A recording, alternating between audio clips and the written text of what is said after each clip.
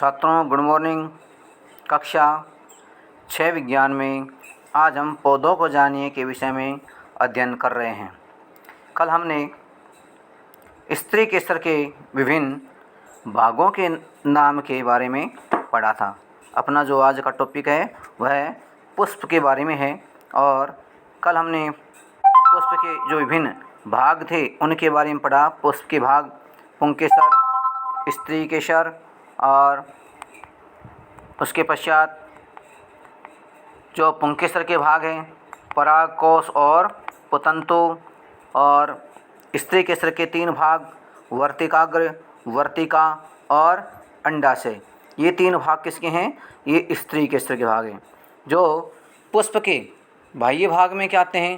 पंखुड़ियाँ और बाह्य दल ये आते हैं पुष्प के बाह्य भाग, और आंतरिक भाग में आते हैं पुष्प के पुंकेसर और स्त्री केसर। ये 2 पार्ट ये आंतरिक अंग कहलाते हैं। ये पुष्प के जनन अंग भी हैं। ये आपको डायग्राम में दिख रहा है सामने। ये क्या है? पुष्प के जो स्त्री केसर के भाग हैं। ये जो ऊपर का पार्ट हमें दिखाई दे रहा है ये वर्तिकाग्र है। क्या ये? वर्तिकाग्र। जो ऊपर का भाग है कुछ हल्का सा फूला हुआ, नीचे से चपटा होता है और आकर के फिर ये फूल जाता है। जो ऊपर का भाग है ये वर्तिकाग्र है। यहाँ पर परागकण आते हैं और अंकुरित होकर के इस वर्तिका से होते हुए और अंडाशय तक पहुँचते हैं, और वहाँ पर क्या होता है? निषेचन की प्रक्रिया होती है। परागकणों का यहाँ वर्तिकाग्र पर पहुँचने की जो प्रक्रिया है वह प्रक्रिया क्या कहलाती है? परागण कहलाती है। परागण। परागण। परागकणों का पुष्प के वर्तिकाग्र पर पहुंचने की प्रक्रिया क्या कहलाती है? परागण कहलाती है। और परागण के बारे में आप अगली क्लास में पढ़ोगे कि परागण 2 प्रकार का होता है, स्वपरागण और परपरागण। कितने प्रकार का? 2 प्रकार का। स्वपरागण, दूसरा परपरागण होता है। अब ये वर्तिकाग्र से नीचे के जो पार्ट है हल्का पतला है ये वर्तिका कहलाती है, और वर्तिका के पास नीचे का जो फूला हुआ भाग है ये भाग है, ये क्या कहलाता है? ये अंडाशय कहलाता है। क्या कहलाता है? अंडाशय। तो ये स्त्री केसर के 3 भाग है। पहला वर्तिकाग्र, दूसरा वर्तिका और तीसरा अंडाशय। अंडाशय में बीजांड होते हैं जहाँ पर निषेचन की प्रक्रिया होती है और यहीं से फल और बीज उत्पन्न होते हैं, फल और बीज बनते हैं। आपने पुष्प के स्त्री केसर का स्वच्छ नामांकित चित्र बनाया है जैसा कि ऊपर बना हुआ है। अब एक अगला क्रियाकलाप नंबर 11 दिया हुआ है। क्या है? क्रियाकलाप नंबर 11 है। इसमें क्या है देखिए। आइए अब एक पुष्प के अंडाशय की संरचना, किसके बारे में? जो अंडाशय है, ये पार्ट अंडाशय का है यहाँ, इसके संरचना का हम अध्ययन करेंगे।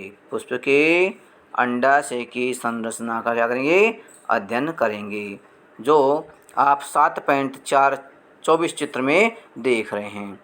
यह स्त्री केसर का सबसे निचला व फूला हुआ भाग है। स्त्री केसर जो दिख रहा है आपको, स्त्री केसर के 3 पार्ट वर्तिका, वर्तिकाग्र, वर्तिका और अंडाशय। तो जो अंडाशय है ये स्त्री केसर का सबसे निचला फूला हुआ भाग है। इसकी संरचना, आंतरिक संरचना के अध्ययन के लिए इसे काटना पड़ता है। क्या करता है? इसको हम काटते हैं, और काटने की 2 प्रक्रिया है। यह जानने के लिए कि अंडाशय को किस प्रकार काटा जाए, इसको चित्र संख्या 7.25 AB में ध्यान से देखते हैं। अब इसको काटने की प्रक्रिया है वो देखिए 2 प्रकार की है। पहला अंडाशय की जो प्रक्रिया है, एक तो ऊपर से नीचे की ओर काटते हैं और दूसरा बीच में से आधा काटते हैं। जो ऊपर से नीचे काटते हैं उसे कहते हैं हम अनुदैर्ध्य काट, और जो बीम में है यह है अनुप्रस्थ काट। इस प्रकार ये 2 काट के रूप में हम इनको अध्ययन करते हैं काट करके। ये इसके पश्चात ये काटने की आपको प्रक्रिया दिखाई गई है। उसके पश्चात देखिए इनको काटने पर कैसी स्थिति दिखाई दे। ऐनोदधरी काटने पर देखिए आपको इस प्रकार का ये भीतरी भाग हमें दिखाई देता है, और आडा यानी अनुप्रस्थ काटने पर हमें ये बी वाला चित्र दिखाई देता है। अब हम देखते हैं कि जब इसको हम अनुदैर्ध्य रूप से लंबाई ऊपर से नीचे की ओर काटते हैं तो हमें इसके बीच में देखिए एक पार्ट इस प्रकार का दिखाई देता है, बीच में एक लाइन सी है देखिए आप, और इस लाइन के दोनों ओर कुछ संरचनाएं बनी हुई हैं। लाइन के दोनों ओर ये बीच में लाइन है, और लाइन की दोनों साइड में देखिए ये जो संरचना दिखाई देती है, ये इसके जो बनने वाले बीज हैं ये बीजांड है, और जितने इसमें बीजांड होते हैं उतने ही बीज बनेंगे, तो उनकी संख्या है। अब दूसरे में जो आपका काट दिखाया गया अनुप्रस्थ काट, उसमें बीजों की जो स्थिति किस प्रकार इसमें संरक्षित रहते हैं, किस प्रकार बनते हैं, उनकी स्थिति कैसी होती है, उसके बारे में इसमें बताया है। अब इसमें देखते हैं, इसमें एक देखिए बीच में ये क्या है, बीच का जो पार्ट है उसके बाद में चक्र के आकार में आपको 3 गोले से भाग इस प्रकार दिखाई दे रही है। पहला इधर है तो दूसरा उसके सामने है, तीसरा फिर ऐसे है, चौथा ऐसे है।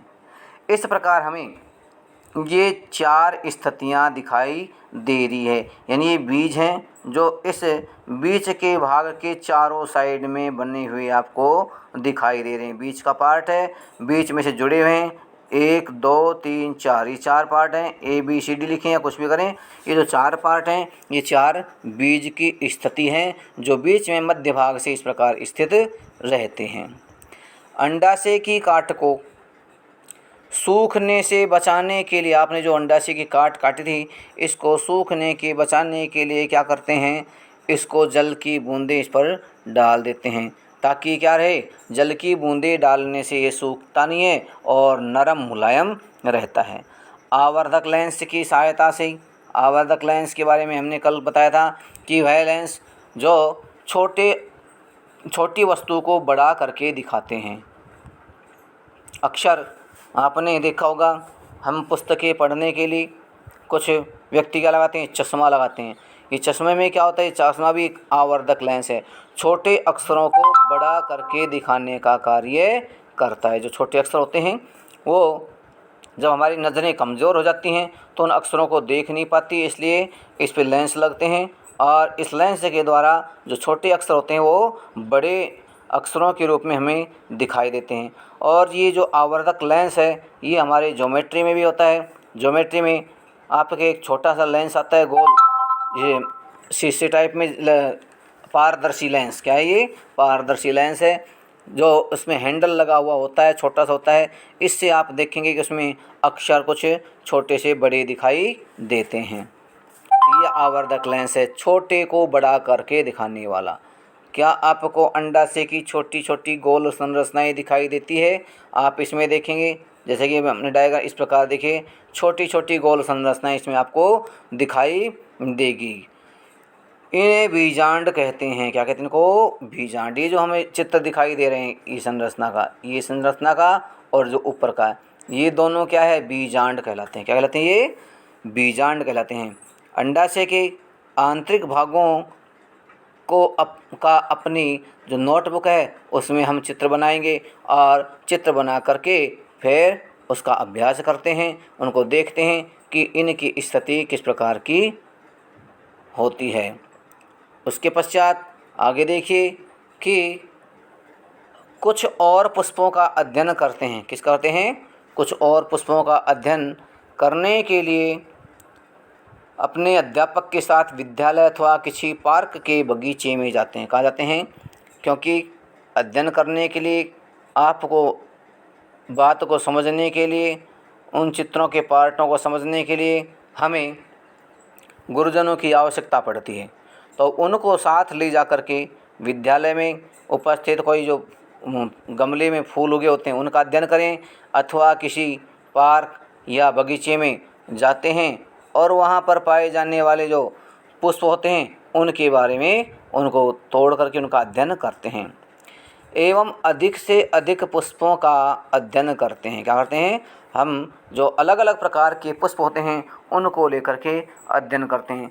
अध्ययन करने में हम देखेंगे कि उनकी जो बाह्य दल है उनका आकार कैसा है, उनकी पंखुड़ियाँ हैं वो कैसी हैं, जुड़ी हुई है या अलग अलग हैं, और उसमें जो स्त्री केसर और पुंकेसर है उनकी स्थितियाँ कैसी हैं, उनका आकार कैसा है। इस प्रकार हम सभी अलग अलग प्रकार के पुष्पों का अध्ययन करेंगे। अब पुष्प के नाम जानने के लिए हमें हो सकता है सभी जो पार्क या बगीचे में या लगे हुए जो फूल हैं उनके हमें नाम मालूम नहीं हो सकते। इसके लिए हम क्या करते हैं, जो गार्डनर या माली होता है उससे उन फूलों के नाम को जानने के लिए उसकी सहायता लेंगे, उनसे पूछेंगे कि ये पुष्प किसके हैं, किस पादप के हैं, दूसरे पुष्प के बारे में कि ये जो दूसरा पुष्प है ये किस पादप का है। इस प्रकार हम पुष्पों के बारे में अध्ययन करेंगे, उनके नाम को जानकारी प्राप्त करेंगे।